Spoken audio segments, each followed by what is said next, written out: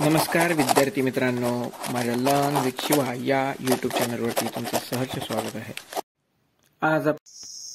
नमस्कार विद्यार्थी मित्रांनो, मागील पार्टमध्ये आपण अणूचं स्पेक्ट्रम मॉडेल याविषयीचा व्हिडिओ सुरू केलेला होता. त्यामध्ये अणूचा शोध नेमका लागला कसा याबद्दल आपण माहिती मागल्या व्हिडिओमध्ये घेतलेली होती. या व्हिडिओमध्ये आपण अतिशय महत्त्वाचा पार्ट बघणार आहोत. त्यामध्ये आपण अणूचं स्पेक्ट्रम मॉडेल म्हणजे क्वांटम मॉडेल हे नेमकं विकसित कसं झालं आणि त्या क्वांटम मॉडेलच्या आतमध्ये क्वांटम क्रमांक कसे कसे आहेत, म्हणजे त्याच्या कक्षा, त्याच्या उपकक्षा, या कक्षांना क्रमांक कोणते आहेत, उपकक्षांना क्रमांक कोणते आहेत, त्याच्यामध्ये ऑर्बिटल कसे असतात आणि इतर वेगवेगळ्या प्रकारची माहिती अतिशय महत्त्वाची आपण या व्हिडिओमध्ये बघणार आहोत. ठीक आहे, चला तर सुरू करूया आपण अणूचे क्वांटम मॉडेल. वर्नर ह्युसेनबर्ग आणि आपला स्क्रॉडिंगर या दोन शास्त्रज्ञांनी 1926 साली अणूचे क्वांटम मॉडेल विकसित केलेलं होतं. त्यांनी या क्वांटम मॉडेलमध्ये क्वांटम क्रमांक 3 क्वांटम क्रमांक विकसित केलेले होते. ते 3 क्वांटम क्रमांक कोणता? N, M, N, L, M. N म्हणजे आपला मुख्य क्वांटम क्रमांक, एल म्हणजे उपकक्षेचा क्रमांक, त्याला आपण ॲझिमुथल क्वांटम क्रमांक असं देखील म्हणतो. ॲझिमुथल, लक्षात घ्या, ॲझिमुथल क्वांटम क्रमांक देखील म्हणतो. आणि एम म्हणजे मॅग्नेटिक क्वांटम क्रमांक. आणि गोल्डस्मिथ हा एक शास्त्रज्ञ होता. तर या गोल्डस्मिथनं 4था क्वांटम क्रमांक विकसित केलेला होता, तो म्हणजे स्पिन क्वांटम क्रमांक. ओके, अशा रीतीने हे 4 क्वांटम क्रमांक अतिशय महत्त्वाचे आहेत परीक्षेच्या दृष्टिकोनातून आणि हे लक्षात ठेवायचे. ज्यापैकी हे जे वरचे 3 आहेत हे कुणी? ह्युसेनबर्ग यांनी विकसित केलेले होते. आणि 4था होता तो गोल्डस्मिथ यानं हा स्पिन क्वांटम क्रमांक दिलेला होता. आता हा नेमका क्वांटम क्रमांक कसा आहे, कशा रीतीने आहे ते आपण बघू. त्यापैकी सर्वात पहिला आहे तो म्हणजे एन, मुख्य क्वांटम क्रमांक. एन मुख्य क्वांटम क्रमांक, मेन क्वांटम क्रमांक. आपण शाळेपासून बघत आलेलो आहोत की मुख्य क्वांटम क्रमांक किती आहेत, तर 4 आहेत. के, एल, एम, एन हे मुख्य क्वांटम क्रमांक नसून हे त्या कक्षांच्या जे काही प्रोटॉन, इलेक्ट्रॉन हे मुख्य केंद्र काही न्यूक्लियस आहे आणि त्याच्या भोवती अशा कक्षा आहेत. ठीक आहे, आता ह्या ज्या कक्षा आहेत, जरा चुकलं, हे तुमचं केंद्रक झालं. या केंद्रकामध्ये प्रोटॉन आणि न्यूट्रॉन असतात आणि या केंद्रकाच्या भोवती विविध कक्षांमध्ये इलेक्ट्रॉन फिरत असतात. हे बोर यानं आपल्याला स्पष्ट केलेलं होतं. ठीक आहे, ही तुमची 4थी कक्षा. तर या प्रत्येक कक्षेला त्यांनी काय दिलेलं होतं? नावं दिलेली होती. के, एल, एम, एन ही या कक्षांची नावं आहेत. आणि यांचे नंबर किती आहेत, तर क्वांटम क्रमांक किती आहेत, तर त्या कक्षेचा के या कक्षेचा 1, एल या कक्षेचा 2, एम या कक्षेचा 3 आणि एन या कक्षेचा 4 असे के, एल, एम, एन असे मुख्य क्वांटम क्रमांक आपण शाळेपासून बघत आलेलो आहोत. परंतु शाळेत असताना आपल्याला वाटायचं काय की के, एल, एम, एन हे त्याचे नंबर आहेत, परंतु हे त्याचे नंबर नसून त्यांचा क्वांटम क्रमांक किती आहे? 1, 2, 3 आणि 4 हा मेन त्यांचा मुख्य क्वांटम क्रमांक आहे. मग क्वांटम क्रमांक जो पहिला आहे मेन मुख्य क्वांटम क्रमांक ते किती आहेत? 1, 2, 3 आणि 4 हा मुख्य क्वांटम क्रमांक आहे. हे आपण सर्वांनी पाहिलेले आहोत, बरोबर. आता 1 या क्वांटम क्रमांक असणाऱ्या कक्षेचं नाव काय आहे, तर के. 2 या क्वांटम क्रमांक असणाऱ्या कक्षेचं नाव आहे के, एल. 3 या क्वांटम क्रमांक असणाऱ्या कक्षेचं नाव आहे एम आणि 4चं एन. ओके, हे त्यांची नावे आहेत, आणि हे क्रमांक आहेत, हे लक्षात घ्या. विद्यार्थी इथं गफलत करतात, त्यामुळे त्यांना हा पाठ लवकर समजत नाही. मेन मुद्दा हाच आहे, बेसिक हे आहे की हे क्रमांक आहेत आणि हे त्याची नावं आहेत. त्याला आपण सबसिडरी क्वांटम क्रमांक असं देखील म्हणतो. म्हणजे कक्षेच्या आतमध्ये उपकक्षा असतात, बरोबर का. प्रत्येक कक्षेच्या आतमध्ये उपकक्षा आहेत आणि त्या उपकक्षांना देखील नावं देण्यात आलेली आहेत. कोणती नावं देण्यात आलेली आहेत? एस, पी, डी आणि एफ ही नावं देण्यात आलेली आहेत. मग यांचे क्वांटम क्रमांक काय असतील, तर क्रमांकासाठी ही झाली त्यांची नावं.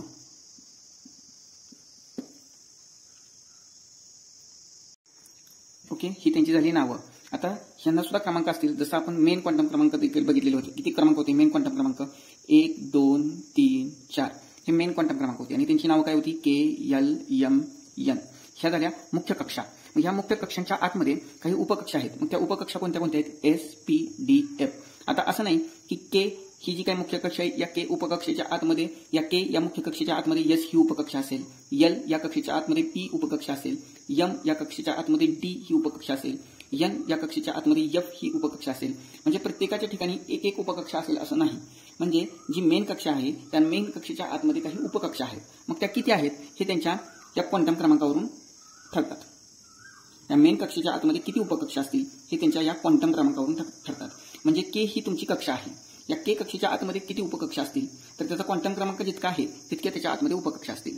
म्हणजे जर का के हा क्वांटम क्रमांक ही तुमची पहिली मेन कक्षा आहे, या मेन कक्षेचा क्वांटम क्रमांक आहे 1, मग त्याच्या आतमध्ये उपकक्षा किती असतील तर 1 असणार. एल याचा नंबर किती आहे 2, तर याच्या आतमध्ये उपकक्षा किती असतील 2 असतील. एम याचा क्वांटम क्रमांक आहे 3, त्याच्या आतमध्ये उपकक्षा किती असतील 3. एन याचा क्वांटम क्रमांक आहे 4, तर त्याच्या आतमध्ये उपकक्षा किती असणार आहे 4. ठीक आहे. याच्या आतमध्ये एकच उपकक्षा असणार आहे. सुरुवात एस पासून करायची आहे. ठीक आहे. एकूण उपकक्षा आहे 4.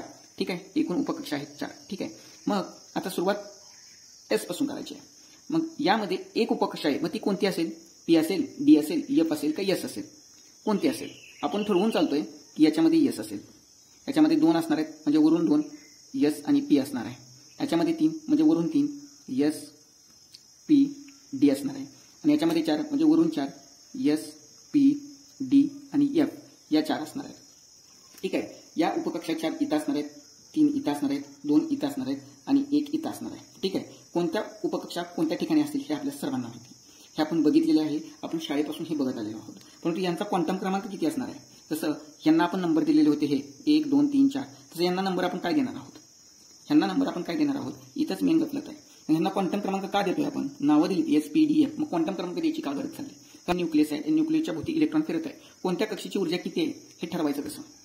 ठीक आहे. कोणत्या कक्षेची ऊर्जा नक्की किती आहे हे ठरवायचं कसं? त्याच्यासाठी हा क्वांटम क्रमांक दिलेला असतो. मग हा क्वांटम क्रमांक त्याच्यासाठीच उपयोगाला येतो. मग एस पी डी एफ या तुमच्या मेन अॅझिमुथल कक्षा, एस पी डी आणि एफ या तुमच्या मेन उपकक्षा आहेत. आणि यांना जे नंबर दिले त्यांना आपण अॅझिमुथल नंबर म्हणतो.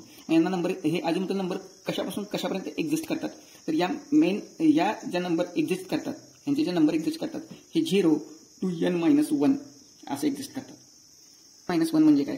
n हा मेन क्वांटम क्रमांक आणि -1 त्यातनं -1 करायचा आहे. आता एक गोष्ट तुमच्या लक्षात येईल का? के एल एम एन यांचा मेन क्वांटम क्रमांक किती होता? 1 2 3 4.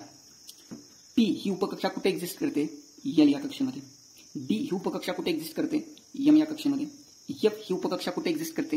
एन या कक्षेमध्ये. ठीक आहे. मग त्यानुसार आपल्याला ज्या कक्षा ज्या ठिकाणी एक्झिस्ट करतात त्या ठिकाणचा क्वांटम क्रमांक इथं पुट करायचा आहे आणि त्यानुसार त्यांचे नंबर आपल्याला या ठिकाणी काढायचे आहेत. आपण सूत्र काय बघितलेलं होतं? आपण सूत्र अॅझिमुथल क्वांटम क्रमांकाचं बघितलेलं होतं, ते म्हणजे 0 to n-1. ठीक आहे. आता एस ही जी कक्षा आहे, ही उपकक्षा आहे, ही कोणत्या मेन कक्षेमध्ये येते? तर के मध्ये येते. ही कोणत्या मेन कक्षेमध्ये येते? एल मध्ये येते. ही कोणत्या मेन कक्षेमध्ये येते? एम मध्ये येते. आणि ही कोणत्या मेन कक्षेमध्ये येते? एन मध्ये येते. आता मला याचा एन फाइंड आउट करायचा आहे. आपल्याला सर्वांना माहिती आहे एन किती आहे याचा. केचा एन किती आहे? केचा एन 1 आहे, एलचा 2 आहे, एमचा 3 आहे, एनचा 4 आहे. बरोबर. आता इथं आपल्याला व्हॅल्यू n-1 मध्ये पुट करावी लागेल. एन किती आहे याचा? एन किती आहे बघा, आपण ही याची व्हॅल्यू काढतोय, एनची व्हॅल्यू काढतोय आपण, एस पी डी एफ ची व्हॅल्यू काढतोय. आता एन याचा किती आहे? 1 आहे. -1 किती आलं? 0. याचा क्वांटम नंबर किती आला? 0. त्यानंतर पी याचा एन किती आहे? 2 आहे. 2 - 1 किती आलं? 1. याचा क्वांटम नंबर किती आला? 1. डी याचा एन किती आहे? 3. 3 - 1 याचा क्वांटम नंबर आला 2. एफ याचा एन किती आहे? एन आहे 4 - 1 याचा क्वांटम नंबर किती आला? 3. ठीक आहे. म्हणजे एस पी डी एफ यांना नंबर किती दिले आपण? 0 1 2 3. आतापर्यंत आपण 2 क्वांटम नंबर पाहिले. पहिला क्वांटम नंबर तो म्हणजे मुख्य क्वांटम क्रमांक आणि दुसरा क्वांटम नंबर तो म्हणजे अॅझिमुथल क्वांटम क्रमांक. लक्षात घ्या. पहिला मुख्य बघितला आपण, तो किती होता? के एल एम एन ही त्यांची नावं होती. त्यांना अनुक्रमे आपण क्वांटम क्रमांक दिले 1 2 3 4. आणि अॅझिमुथल नंबर किंवा अॅझिमुथल कक्षा आपण बघितल्या होत्या. त्या आपण किती बघितलेल्या होत्या? एस पी डी आणि एफ. बरोबर. आणि त्यांचे नंबर आपण फाइंड आउट केले आत्ताच. ते कोणते होते? 0 1 2 3. ओके. हे झाले त्यांचे अॅझिमुथल क्वांटम क्रमांक. हा झाला मुख्य क्वांटम क्रमांक, हा झाला अॅझिमुथल क्वांटम क्रमांक. आता यामध्ये मेन मुद्दा काय येतो की ज्याप्रमाणे जसं आपण अणूच्या आतमध्ये ज्यावेळेस आपण क्वांटम मॉडेल चेक करतो त्यावेळेस आपल्याला हे लक्षात येतं की प्रोटॉनच्या बाहेर जे इलेक्ट्रॉन फिरत असतात ते मुख्य कक्षांमध्ये फिरत असतात.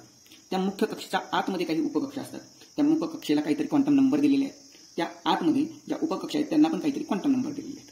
परंतु त्या उपकक्षांमध्ये इलेक्ट्रॉन असतात, पण ते इलेक्ट्रॉन अजून कशामध्ये असतात?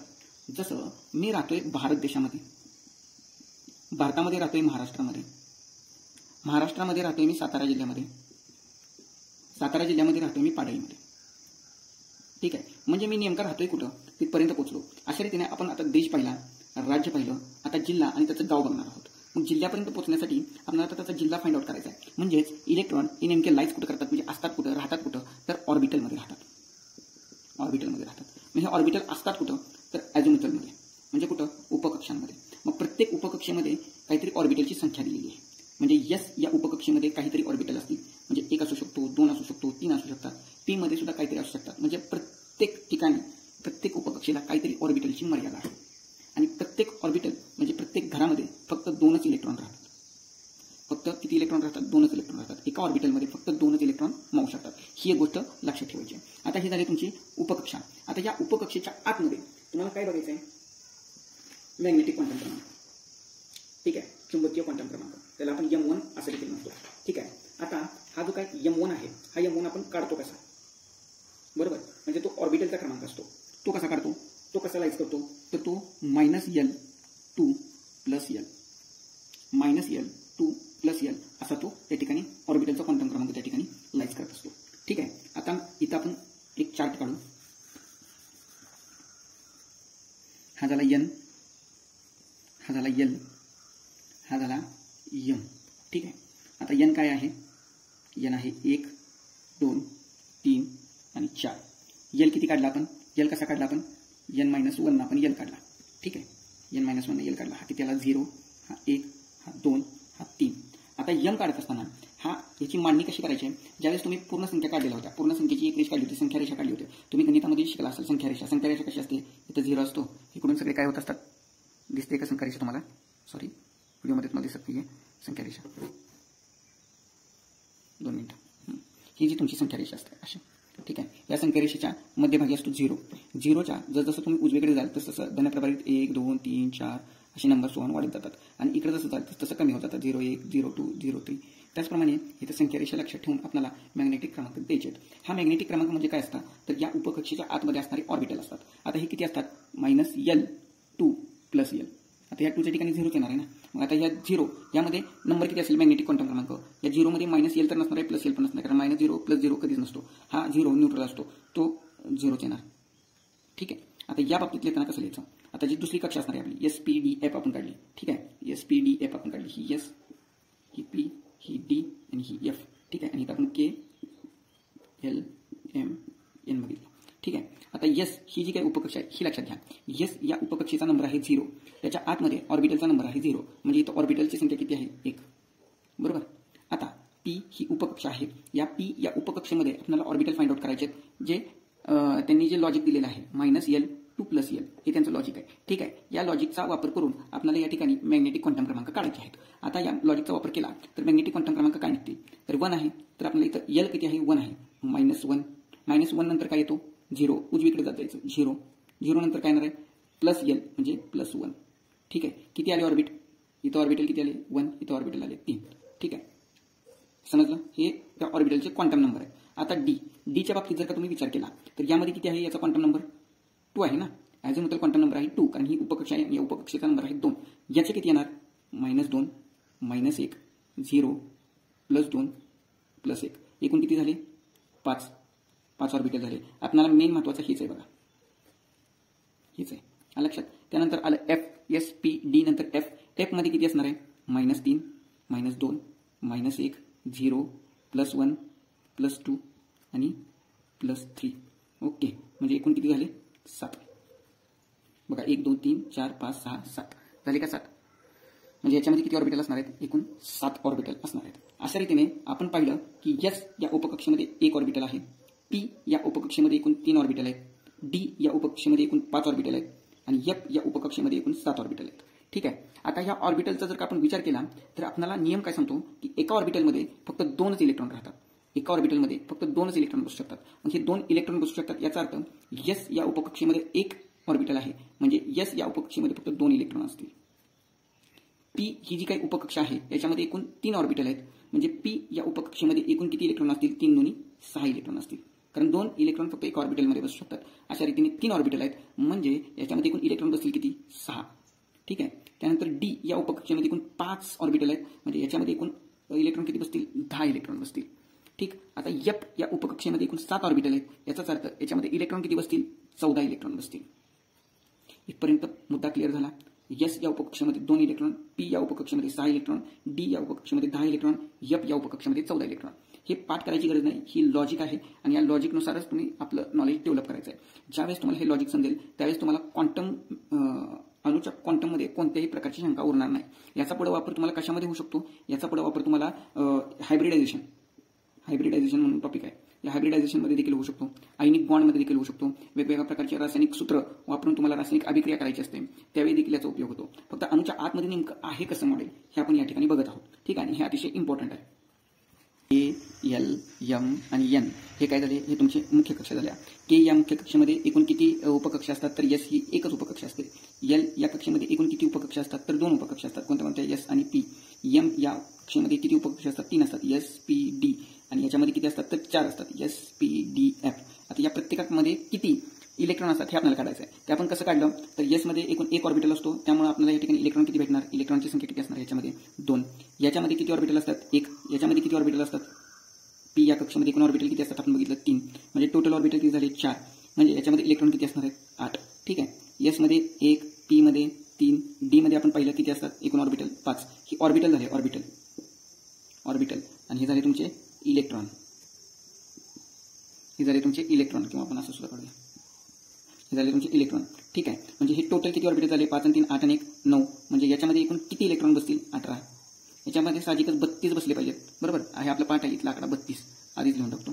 ठीक आहे. आता याच्यामध्ये ऑर्बिटल बघा, एस मध्ये 1 असतो, पी मध्ये 3 असतात, डी मध्ये 5 असतात आणि एफ मध्ये एकूण ऑर्बिटल आपण मगाशी काढलेले किती होते? 7 होते. म्हणजे 5 आणि 7 आणि 5 12, 12 आणि 3 18, 18 नाही 5 आणि 3 8, 8 आणि 1 9, 9 आणि 7 16. टोटल किती ऑर्बिटल झाले? 16. म्हणजे याच्यामध्ये इलेक्ट्रॉन किती असतील? 32. बरोबर. इलेक्ट्रॉन 32 कसे आले? ऑर्बिटल तर 16 आहेत. आले प्रत्येक ऑर्बिटलमध्ये 2 इलेक्ट्रॉन. याचा अर्थ 16 ऑर्बिटलमध्ये एकूण इलेक्ट्रॉन किती? तर 32. आलं लक्षात? त्यांचा क्वांटम क्रमांक किती असतो? 1 2 3 4. आणि आपण शाळेत असताना सूत्र काय बघितलेलं होतं? 2 8 18 32 हे पाठच केलं. म्हणजे के या कक्षेमध्ये 2 इलेक्ट्रॉन, एल या कक्षेमध्ये 8, एम या कक्षेमध्ये 18, एन या कक्षेमध्ये 32 असे इलेक्ट्रॉन बसतात. ठीक आहे. परंतु ऍक्च्युली त्याच्या आतमध्ये पिक्चर हा आहे. ठीक आहे. हा ऑर्बिटल झाला. एस या कक्षेमध्ये, एस के या कक्षेमध्ये एस ही उपकक्षा असते आणि त्याच्यामध्ये 2 इलेक्ट्रॉन असतात. एक ऑर्बिटल आणि त्या एक ऑर्बिटलमध्ये 2 इलेक्ट्रॉन असतात. एल या कक्षेमध्ये 8 इलेक्ट्रॉन असतात खरे, पण त्यांचं विभाजन झालंय कसं? तर एस मध्ये 2 असतात आणि पी मध्ये 6 असतात. ठीक आहे. एम या ऑर्बिटलमध्ये 18 इलेक्ट्रॉन असतात खरे, परंतु त्या 18 इलेक्ट्रॉनचं विभाजन झालंय कसं? एस मध्ये 2 असतात, पी मध्ये 6 असतात आणि डी मध्ये 10 असतात. बरोबर. आता एन या कक्षेमध्ये एकूण 32 इलेक्ट्रॉन असतात खरे, परंतु त्यांचं विभाजन झालंय कसं? एस मध्ये 2, पी मध्ये 6, डी मध्ये 10, एफ मध्ये 14 असे टोटल 32 इलेक्ट्रॉन असतात. समजलं? शाळेमध्ये आपण सूत्र काय बघितलेलं होतं? 2n² हे सूत्र बघितलं होतं. बरोबर. म्हणजे 2 गुणुले कक्षेचा क्रमांक या ठिकाणी द्यायचा आणि त्याचा वर्ग करायचा. कक्षेचा क्रमांक किती आहे? 1 आहे. 1 चा वर्ग किती आला? 1 बे के बे आले का 2 इलेक्ट्रॉन. ठीक आहे. आता या ठिकाणी 2 गुणुले दुसरी कक्षा घेऊ एल, त्याचा कक्षेचा क्रमांक किती आहे? 2. 2 चा वर्ग किती आहे? 4. 4 दोन्ही किती आले? 8 आले का? 8. ठीक आहे. पुन्हा पुढची कक्षा घेऊ. बरोबर. त्याचा कक्षेचा क्रमांक किती आहे? इथे टाकायचा आहे तो. गुणुले 3. 3चा स्क्वेअर. 3चा स्क्वेअर किती आला? 9. 9 दोन्ही किती आले? 18 आले का? 18. ठीक आहे. आता पुढे एन या कक्षेचा क्रमांक किती आहे? 4. 4चा या ठिकाणी वर्ग जर आपण केला तर किती येतो? 16. 16 दोन्ही किती आला? 32 आले का? 32. विषय या ठिकाणी क्लिअर होतो. लक्षात? अशा रीतीने आपण हे 4 नाही, आपण किती बघितले? 3 क्वांटम क्रमांक बघितले. चौथा जो होता गॉडस्मिथचा तो क्वांटम क्रमांक म्हणजे स्पिन क्वांटम क्रमांक असतो. आता स्पिन क्वांटम क्रमांक काय असतो? स्पिन क्वांटम क्रमांक म्हणजे +1 -1 हे जे आपण ठरवलेलं होतं हे म्हणजे आपला स्पिन क्वांटम क्रमांक असतो. +1/2 आणि -1/2. 2 इलेक्ट्रॉन असतात ना, एक प्लसला असतो, एक मायनसला असतो. हे ऑर्बिटलच्या आतमध्ये यांना हे क्रमांक दिलेले आहेत. ह्याला स्पिन क्वांटम क्रमांक असं म्हटलं जातं. +1/2 -1/2 +1/2 -1/2 अशी नावं दिलेली आहेत. तेव्हा एक ऑर्बिट तुमचं पूर्ण होते. बरोबर. आता हे जे काही ऑर्बिटल आहेत या ऑर्बिटलला वेगवेगळ्या प्रकारचे शेप्स आहेत. बरोबर. त्यांच्या कक्षेनुसार ते शेप दिलेले आहेत. ते शेप देखील बघणं गरजेचं असतं. बघा, यस हा जो काही तुमचा उपकक्षा आहे, यस या कक्षेमध्ये शेप कसा असतो? स्पेरिकल. ऑर्बिटलचा शेप कसा असतो? स्पेरिकल. पी मध्ये कसा असतो? डंबेल टाईप असतो. डी मध्ये कसा असतो? Double dumbbell. आणि एफ मध्ये कसा असतो? कॉम्प्लेक्स असतो. कसाही असतो, जटिल स्वरूपात असतो. ठीक आहे. अशा रीतीने त्या ऑर्बिटलचे त्या ठिकाणी आकार किंवा त्याला आपण काय म्हणतो ते दिलेले शेप दिलेले आहेत. ऑर्बिटलचा शेप कसा असेल. ठीक आहे. त्या ऑर्बिटलमध्ये ते इलेक्ट्रॉन मूव्ह करत असतात. आता हे